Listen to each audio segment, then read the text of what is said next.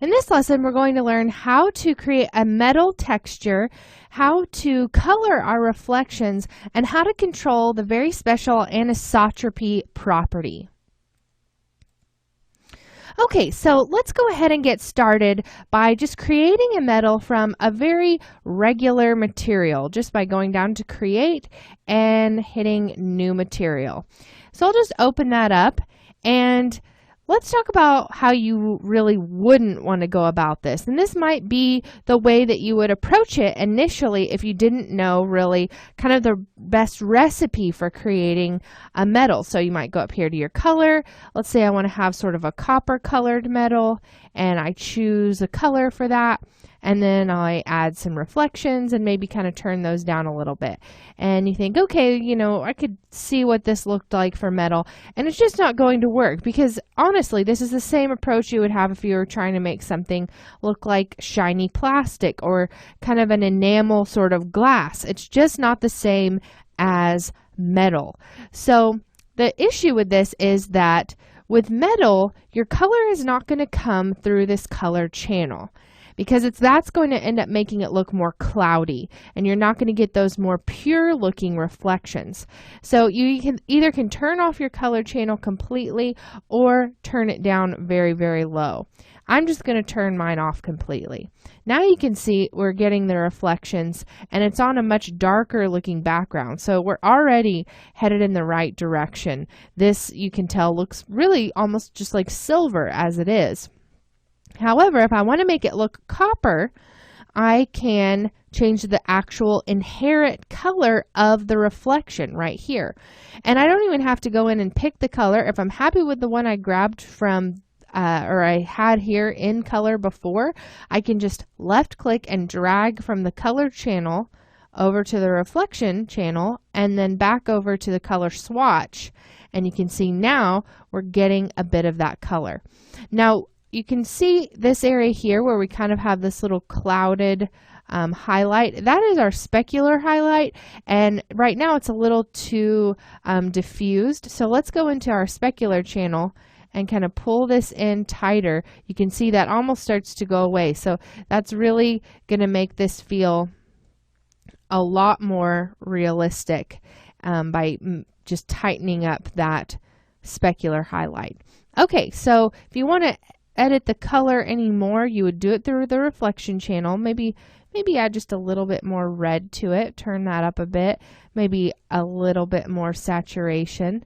And you can kind of see how this really is starting to look more and more like a realistic copper over here on the side. So let's just go ahead and apply this to the top of our salt shaker. So I'm just going to left click and drag that right onto those polygons. And then let's go ahead and render to the picture viewer. I'm just going to hit Shift R to do that. And you can kind of start to see the way that this copper behaves.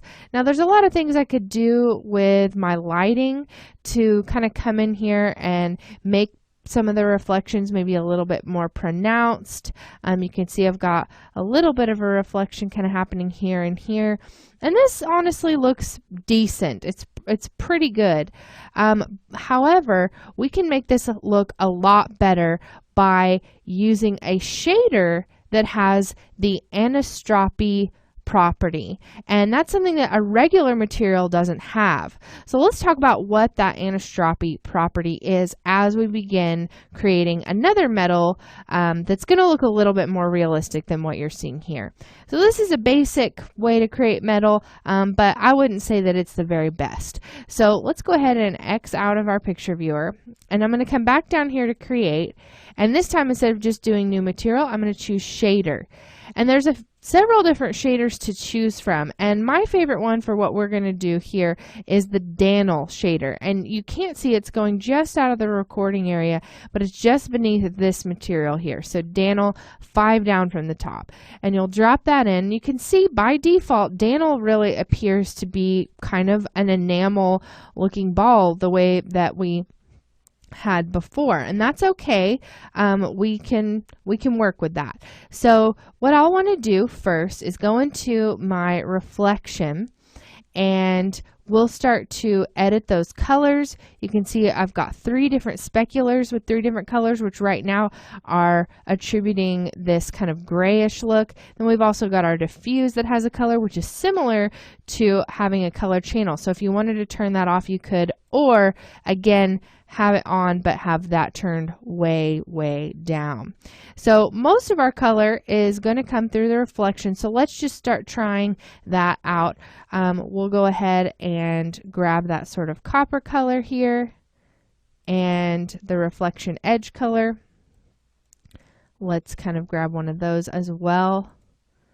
Okay, so you can see we're getting some of that inherent color, but it's not quite the same as what we were working with before. So that is something to keep in mind. Now let's add a little bit of color through our diffuse, kind of this copper color.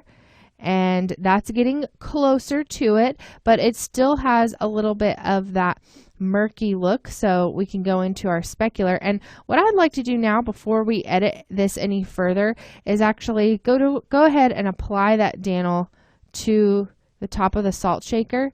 Let's zoom in a little bit here, and then let's go ahead and turn on our interactive render region so that we can see what changes are we making and how is it affecting it. So you can see this still has a pretty enamel look. It's not totally looking like metal yet. So we can fix that. We'll just go back into that Daniel material.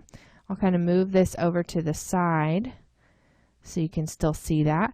And then let's start editing the colors here. Now, I would like the specular at the hottest point to be white. I want to show you though what that's actually controlling. So I'm just going to make it something crazy like blue, and you can see that switches to blue. So this is what that's controlling. So I like that being white. I like it being very bright looking. Now specular 2, let's go in here and I'm going to choose a color. Let's just choose a crazy color again so you can see what area that's recording. So you can see how it kind of diffuses out. The same will be true for specular 3. So let's choose kind of a reddish color, reddish orange color for specular 2. You can see that's really going to start to help give it that copper look. And then something even more deep red for that outer specular 3. And you can see, wow, that really starts to brighten that up, make that look more orange. Now I'm going to go into the diffuse and I'm going to turn the illumination down a little bit. So you can see that that really does start to give it more of that metal look by turning down the diffuse illumination. On the other side of that, we can come in and turn the intensity of the reflection up. So when I just click on reflection, you can come in here and start to turn that up. Now we're getting somewhere. Now we're getting that look kind of that we had with our other material before, but we have a little bit more control over the way that the specular kind of casts this reddish look. But we still haven't talked about anisotropy, and that is this property here. It's not available in a regular material, and we can really do some good with this. So I'm going to go ahead and check that on, and you can see how we get this really harsh line through here. And this kind of gives it a brushed metal look. You can see how we get those little kind of streaks through here. However, the projection that it defaults to, just being planar, isn't really what we want. Because we have a circular lid, I'm going to change this to just radial auto planar. So go ahead and click that, and you can see how it kind of moves that. And now we get this beautiful looking highlight that really gives so much more of a metal look. Now you can go in and start playing around with your colors a little bit more, but just remember, turning up the intensity of that reflection is kind of the missing ingredient in the regular Daniel shader to get it to start looking like metal. This looks so pretty. Let's go ahead and add it to these little pieces that we've got right here. I would really like for those to also have that color on them. Very nice. And let's just go ahead and render it to our picture viewer just so we can see the major difference in these two. And you would probably want to go into your render settings and maybe turn on some of your anti-aliasing options, because I am getting a little bit of that here in the reflection. But overall, this area here is just beautiful. So much better. And if this is looking too red, you could maybe make that a little bit paler if you felt that that was necessary. Very, very nice. So in this lesson, we learned how to create a metal shader from the original Daniel shader. And in our next lesson, we're going to be talking about projection textures and working with transparent textures.